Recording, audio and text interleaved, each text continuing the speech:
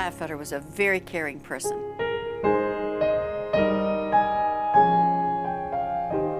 He cared for his family, he cared for his associates, he cared for his community.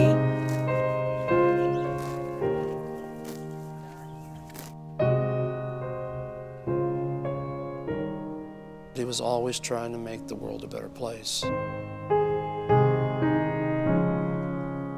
I think Art has served as an example for what many people would like to become.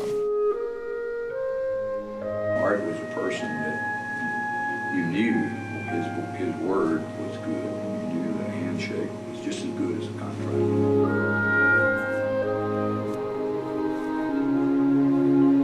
I can't remember anyone else I've ever met or done business with that had the qualities he did. Art Glatfelter was a man of great sincerity and honesty and ethics. Art's attitude toward life was that work hard, be friendly, do what's right. Art is what I would call a Renaissance man. Art was my mentor, and he was my friend.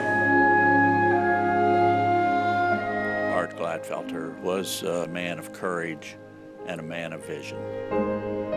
Art is one of the most genuine, passionate people that I know. You knew that if you were with Art Glatfelter, you were involved in something that was going to be successful.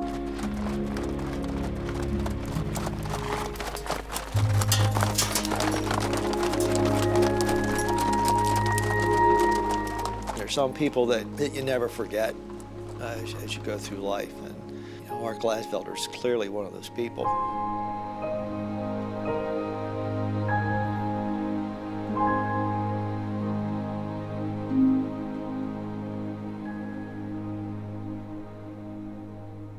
How are we doing? We're on? Okay. Well, I think what we're supposed to be doing here is we're supposed to be talking about you. Where do we start? Well, I think, as they always say, let's start at the beginning. Art had 2 brothers and 3 sisters. They lived in a very small community in Loganville. His father had a garage, and Art would help in the garage at a very young age. If I wasn't at school or in bed, I was in the garage. Art often talked about his father and the example that Mr. Glatfelter set for Art. I was pretty close to my father. I followed him around constantly. I probably spent more time with my father than most young people ever would.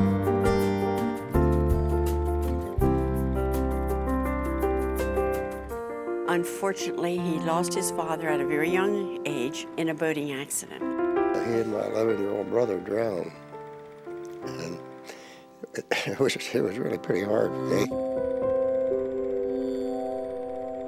I guess there's very few days go by that I don't think about that man.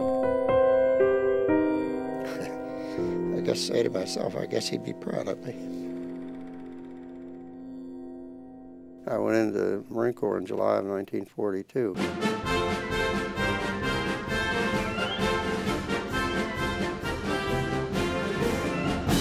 My mother had to sign the papers, and she signed the papers only because she was sure they'd never accept me. I went to Lancaster with 7 people I didn't even know, and I was the only one that accepted. You didn't have to know Art more than 10, maybe 15 minutes at the outside to know that he was a Marine. Made a man out of me in a hurry. And he had this little saying, it said, lead, follow, or get the hell out of the way. You went into the service, and then what were your first thoughts as you came out? About what I was going to do, I hadn't the slightest idea. Milton Baker, that had an agency out in Dallastown, called me and asked if I would like to go into the insurance business. Clearly, Art was a person that enjoyed blazing his own trail. I'm sure that doesn't come as a shock to too many people. And in 1951, I opened my own agency. I moved the dining room table out of the dining room and put a desk in it. That's how I started. So in 1951, you step out on your own. That must have been a bit of a frightening experience. The only simple truth is I never thought about failing. I really never did. He never wondered if anything could be done. It was simply a matter of it had to be done and when it would be done. In our business, we often find that the way you're growing is you're taking business from somebody else. And he said, there has to be a better way.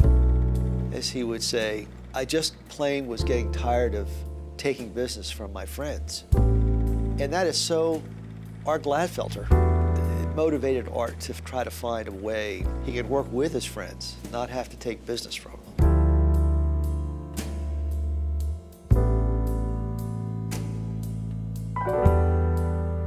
The way it really happened is that after 15 years, you know, I said, if there's any group of people or industry or anything that is underserved by the insurance industry today, it's got to be the fire department.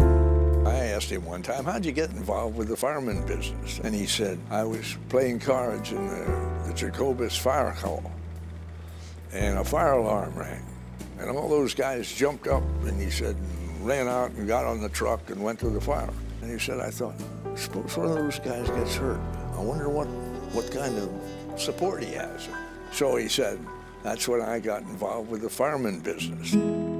He pretty quickly came to the realization that there were no coverages out there that truly addressed the significant exposures that these volunteers faced. And that's how the whole program began.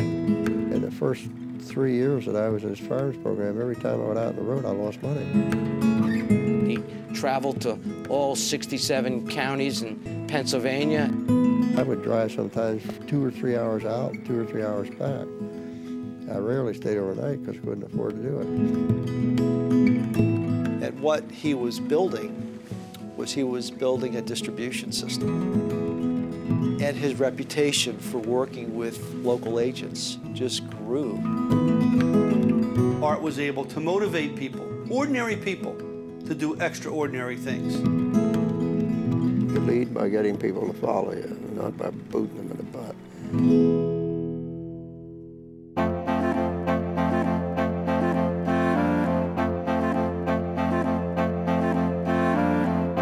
Art always believed in putting his money where his mouth was, and he was instrumental in starting many initiatives from the Fallen Firefighters Foundation to the Congressional Fire Services Institute, and it was his initiatives that got some of them off the ground.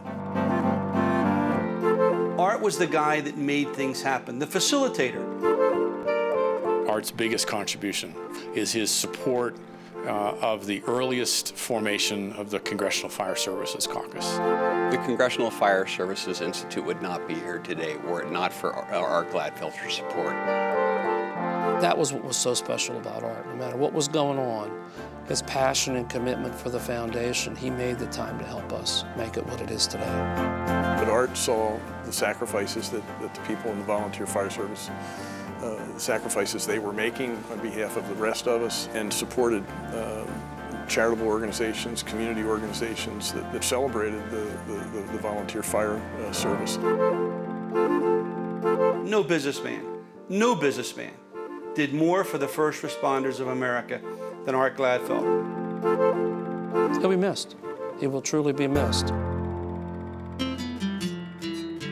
Art felt it was very important to give back to the community.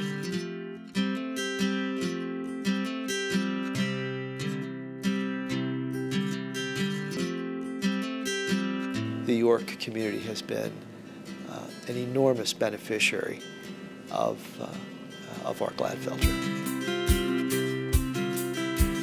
When I first met him, he's devoted and passionate about the youth of our community and making the community a better place for our youth.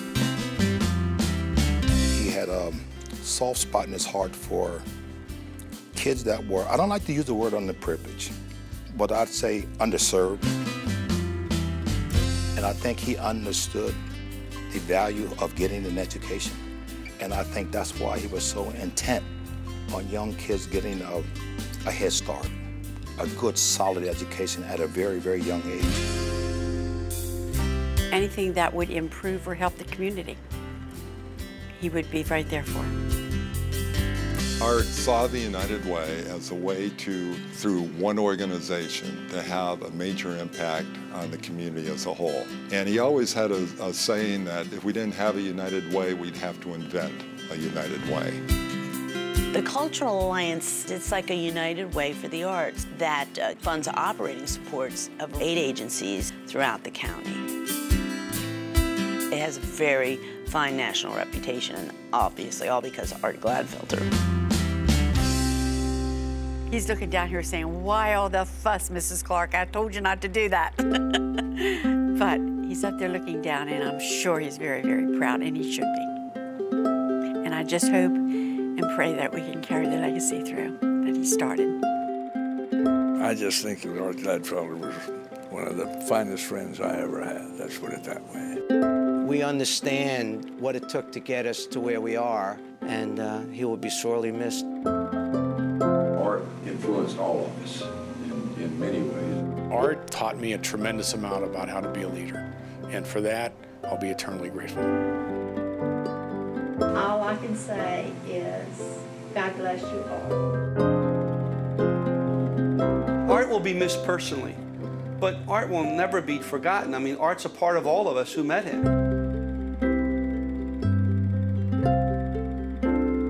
I regarded Art Glatfelter as, most importantly, a friend. He's just a good person, someone who truly cared about his community. You know, I just look at his generosity, his character, his integrity. You know, when you lose Art, you really lose a great American.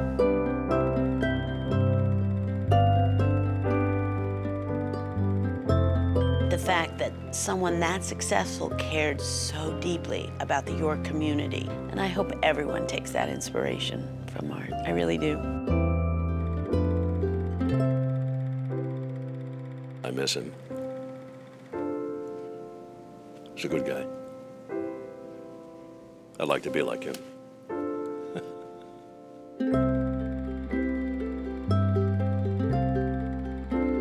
What I would hope we would all do when we leave here today, and each day thereafter, is to celebrate Art's legacy by continuing to do all we can, individually and collectively, to make our world a better place.